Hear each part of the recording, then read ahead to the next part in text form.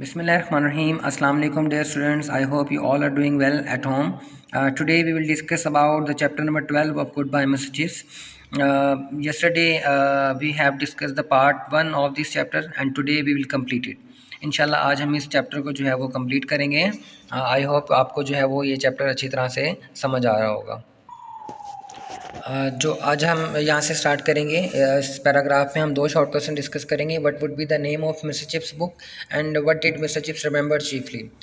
In fact I remember so much that I often think I ought to write a book. वो कहते हैं कि असल में मैं ये सोचता हूँ कि मेरे पास इतनी बातें हैं कि मुझे जो है वो इस पर किताब लिखनी चाहिए. And now what should I call it, और मुझे इस किताब का जो है वो क्या नाम रखना चाहिए. तो उसने फिर नाम बताया, memories of rod and lines, डंडे और लाइनों की यादें. चेयर्स एंड लाफ्टर्स, और बहुत ज़्यादा तालियां बजने लगी और बहुत ज़्यादा कहेके लगने लगे. That was a good one, people thought one of chips best. Well well.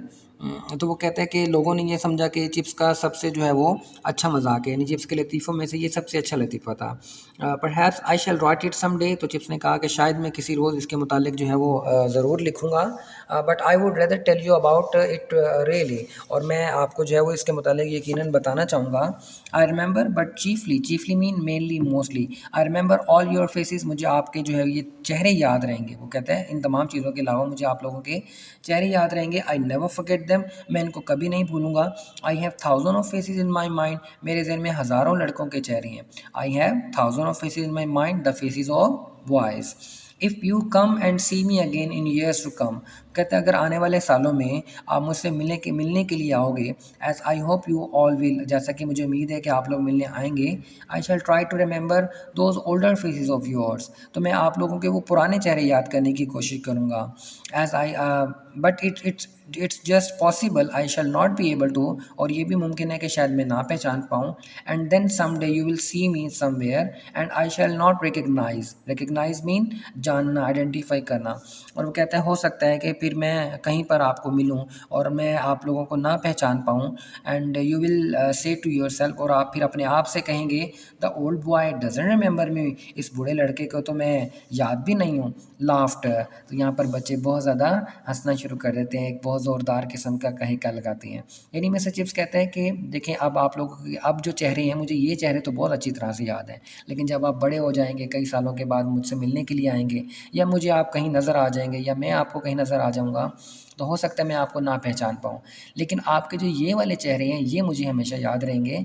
हो सकता है कि जब आप बड़े हो जाएँ तो शायद मैं आपको ना पहचान पाऊँ. लेकिन अगली बात वो ये कहता है कि but I do remember you as you are now. लेकिन जो है जैसे आप अब हैं, मुझे ये वाले जो आपके चेहरे हैं ये हमेशा याद रहेंगे. दैट्स द पॉइंट, और यही नुक्ता है, यही मेरी बात है. In my mind you never grow up at all, never. तो कहते हैं मेरे जहन में आप कभी भी बड़े नहीं होंगे, कभी भी नहीं होंगे. Next paragraph, we will discuss two more important short questions. What did Mr. Chips say about the chairman of the governors? And the question number two, how did Mr. Chips conclude his speech? Sometimes, for instance, when people talk to me about our respected chairman of the governors, कहते कभी कभार मिसाल के तौर पर जब लोग मुझसे हमारे मोहतरम गवर्नर्स के चेयरमैन के बारे में पूछते हैं, I think to myself, तो मैं अपने आप में ये सोचता हूँ, yes, a jolly little chap with hair that sticks up on top. तो वो कहता है कि वो अच्छा और वो खुश रहने वाला छोटा बच्चा जिसके बाल सीधे खड़े रहते हैं. यानी वो गवर्नर जो जब बच्चा था तो उसके बाल जो है वो बहुत ही इरेक्टेड रहते थे, ऊपर उठे रहते थे, स्पाइक्स बनाए होते थे. And absolutely no idea whatever about the difference between a gerund and a gerundive. यानी वो कहते हैं बिल्कुल भी उसको जो है वो पता नहीं होता था गवर्नर को कि जीरेंट क्या होता है और जेरेंटिव क्या होता है. Gerund and gerundive are two grammatical terms. Gerund when we use noun, when we use ing form as a noun, जब हम लोग जो है वो ing फॉर्म को एज अ नाउन इस्तेमाल करते हैं तो उसे हम जिरंड कहते हैं, और जिरंडिव जो है वो एज अ एडजेक्टिव इस्तेमाल किया जाता है. मिसाल के तौर पर if I say smoking is a bad habit, तो in this sentence smoking is gerund. If I say horrifying movie or a tiring journey, so these horrifying or tiring actually as a gerund है, but ये जो है वो as a adjective इस्तेमाल होते हैं. जिरंडिव को जो है हम एज अ एडजेक्टिव इस्तेमाल करते हैं. ये छोटी सी ग्रामेटिकल टर्म्स हैं तो इसको आप जहन में रखिएगा. लाउड लाफ्टर, एक बहुत बड़ा कहेगा। Well well I must not go on all night, मैं सारी रात बात नहीं कर सकता। Think of me sometimes as I shall certainly think of you, मेरे बारे में आप लोग ज़रूर सोचना जैसा कि मैं आपके बारे में सोचूंगा। यानी वो कहता है कि जैसे मैं आपको याद रखूंगा, आपने भी मुझे क्या करना है, याद रखना है। हेक ऑलिम मिमिनीस जिविबेट, यहाँ पर एक लातीनी कोटेशन पढ़ता है वो, it will be pleasant to remember all this, जिसका मतलब है कि मैं ये सब जो है वो याद रखूंगा, मुझे बड़ी खुशी होगी ये चीज़ें याद रख के। Again I need not translate, तो अगर दोबारा जो है वो मुझे तर्जुमा करने की ज़रूरत नहीं है। Much laughter and shouting and prolong cheers, prolong cheers mean मतलब कि काफ़ी देर तक बजने वाली तालियां। Applause offered for a long time, shouting mean yelling, जैसे चीखना चिल्लाना। तो बच्चे ये तमाम चीज़ें जो है वो उसकी रिटायरमेंट पर कर रहे थे। So, in the next slide, we will discuss two more important short questions. The question number one: when and where did Mr. Chips go for his treatment, and what did Mr. Chips feel after the retirement? Sorry, after the treatment. Sorry for that. August 1913, Chips went for a cure to Wiesbaden. Wiesbaden Germany के एक शहर का नाम है। तो 1900 अगस्त 1913 में chips जो है वो विस्बेडन में अपने इलाज करवाने के लिए गए। यहाँ से हमारे पहले सवाल का जवाब शुरू है। अगस्त 1913, where he lodged at the home of the German master at Brookfield, Hal Stiefel, with whom he had become friendly. Friendly mean amiable, यानी बहुत ज़्यादा खुशगवार रवैया, दोस्ताना रवैया। वो कहते हैं जब वो विस्बेडन में जर्मनी में जो है वो इलाज करवाने के लिए गया, तो वहाँ पर वो अपने एक कुलीग हर स्टीफल, अच्छा हर स्टीफल के बारे में बताता जाऊँ। ये ब्रुकफील्ड में मिस्टर चिप्स का कुलीग रहा है, और वो इसकी बेसिकली जो है वो इसकी रिहाइश जो है वो जर्मनी में है। तो जब मिस्टर चिप्स जर्मनी गए तो उसने उसके यहाँ क़याम किया, वहाँ पर ठहरे रहे और अपना इलाज करवाया वहाँ पर रहकर। स्टीफल वॉज 30 ईयर्स हिज जूनियर, ये गलती से इज़ लिखा गया, ये हिज है, his junior.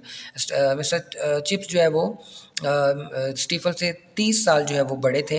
But the two man got on excellently, excellently mean remarkably, outstandingly, यानी लेकिन दोनों जो है वो लोगों का, दोनों आदमियों का वक्त जो है बड़ा अच्छा गुजरा था।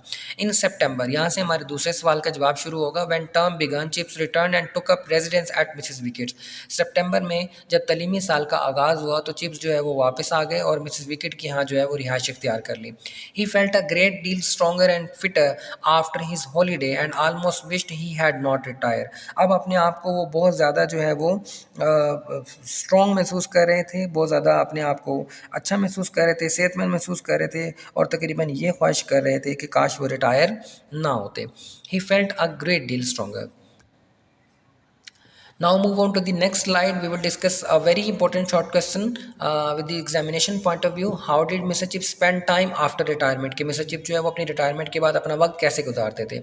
Nevertheless, he found plenty to do. अब वो रिटायर तो हो चुके थे, लेकिन इसके बावजूद भी उनके पास करने के लिए बहुत कुछ था, यानी और भी बहुत सारी चीज़ें थी, और भी बहुत सारी मसरूफियत थी उसकी। He had all the new boys to tea. वो तमाम नए आने वाले लड़कों को अपने घर पर जो है वो, यानी मिसेस विकेट के यहाँ जब वो रह रहा था तो उनको दावत देता चाय की। He watched all the important matches on the Brookfieldian ground, Brookfield ground, तो वो ब्रुकफील्ड के ग्राउंड में तमाम होने वाले अहम मैचेस को देखता। Once a term he dine with the head and once also with the master, साल में एक मरतबा वो हेड मास्टर के साथ, और फिर साल में एक मरतबा जो है वो ब्रुकफील्ड के टीचर्स के साथ भी खाना खाता था। He took on the preparation and editing of a new Brookfieldian directory. वो ब्रुकफील्ड, इसने ब्रुकफील्ड की जो नई डायरेक्टरी जो है तैयार करने और इसमें जो है एडिटिंग का काम जो होता था वो मिस्टर चिप्स ने संभाला हुआ था। He accepted presidency of the old boys club and went to the dinners in London. उसने जो है वो स्कूल के पुराने तालिब इल्मों के क्लब की सदारत भी की थी, और वो इनकी दावतों में शमूलियत के लिए लंदन भी जाता था। यानी हर इंस्टीट्यूट का, हर इदारे के जो है वो पुराने तालिब इल्मों की एक एसोसिएशन होती है, तो उसकी सदारत जो है वो मिस्टर चिप्स को दी गई थी।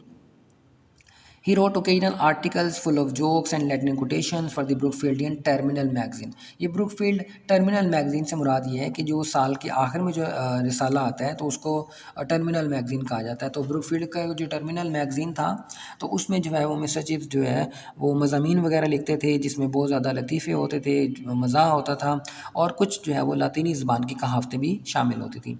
He read his Times every morning, यानी वो टाइम जो अखबार होता था वो हर सुबह वेरी थॉरली थॉरली, बहुत अच्छी तरह से मुकम्मल तौर पर जो है वो अखबार पढ़ता था।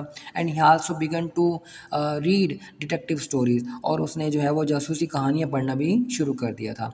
He had been keen on का मतलब होता है बहुत ज़्यादा दिलचस्पी दिखाना, बहुत ज़्यादा शौक पैदा हो जाना। Them ever since the first thrills of Sherlock. अच्छा, वो कहते हैं कि इनको जासूसी कहानियाँ पढ़ने का जो है वो शौक कहाँ से शुरू हुआ। वो कहते हैं वो इनका सब इन जासूसी कहानियों का जो है वो उस वक़्त से शौकीन था जब इसने शर्लॉक होम्स की पहली जो है वो एक खौफनाक किस्म की कहानियाँ पढ़ना शुरू की थी। यानी ये जो शर्लॉक है, ये डिटेक्टिव नॉवेल्स की सीरीज़ है। जब उसने पहली मर्तबा ये पढ़ना शुरू की थी तो उस वक़्त से इसको जो है वो डिटेक्टिव स्टोरीज़ पढ़ने का शौक पैदा हो गया था और उस वक़्त से ये पढ़ रहा था। Yes, he was quite busy and quite happy too. हाँ, बिल्कुल वो काफ़ी मसरूफ़ भी था और खुश भी था, यानी अपने रिटायरमेंट के बाद भी उसका अच्छा वक़्त गुज़र रहा था। The last paragraph of this chapter, and a very important short question: what conditions were discussed in the end of the term dinner in 1914? A year later, एक साल के बाद, यहाँ से हमारा जवाब शुरू होगा इस सवाल का।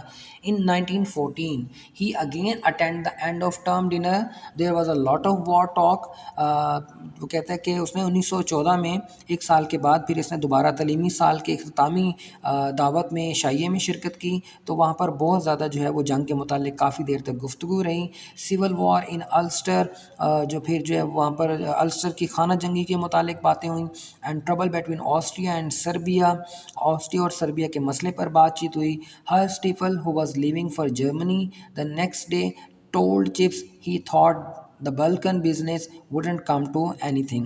हर स्टीफल जो अगले रोज़ जर्मनी वापस जा रहा था, उसने चिप से कहा कि इसके ख्याल में बल्कान यानी कि बल्कान के मामले का जो कोई नतीजा ना निकलेगा। यहाँ पर आपको बल्कान के बारे में बताते जाएं। Balkan states are situated in the south east Europe between Adriatic and Black Sea, consisting 11 countries. Two wars, Balkan wars were fought in 1912, 1913। तो ये छोटी सी इन्फॉर्मेशन है, इसको भी याद रखिएगा। Thank you very much. आज हमारा चैप्टर नंबर 12 भी जो है वो ख़त्म हो गया है गुड बाय मिस्टर चिप्स का। आई होप आप सबको ये चैप्टर जो है वो अच्छी तरह से समझ आ रहे होंगे। If you have any question you can ask in comment, you can ask in comment section. Thank you very much. अल्लाह हाफिज़, स्टे सेफ एट होम।